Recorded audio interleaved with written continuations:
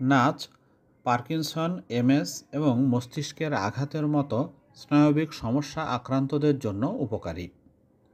New ইয়র্কের Albert Einstein college of মেডিসিনের স্নায়ুবিজ্ঞানী Helena ব্লুমেন বলেছেন, নাচের জন্য প্রয়োজনীয় জটিল মানসিক মাল্টিটাস্কিং মস্তিষ্কের বিভিন্ন অংশকে একই সঙ্গে সক্রিয় করে।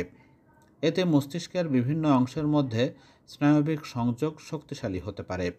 মূলত নাচ তুলনামূলক সহজ ও পুনরাবৃত্তিমূলক ব্যায়ামের চেয়ে অনেক বেশি মস্তিষ্কের শক্তি প্রয়োজন। ব্লুমেনের মতে এটি সামাজিক, মানসিক এবং শারীরিকভাবে চ্যালেঞ্জিং।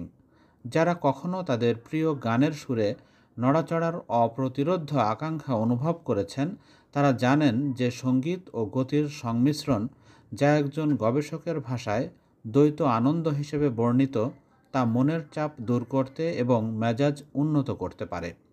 তবে নাচের সময় এমন কিছু ঘটে যা সাধারণ অনুশীলনের তুলনায় মস্তিষ্কে আরও জটিল প্রক্রিয়া তৈরি করে, এমনকি সহজতম নৃত্যধারা অনুসরণ করার চেষ্টার মধ্যেও।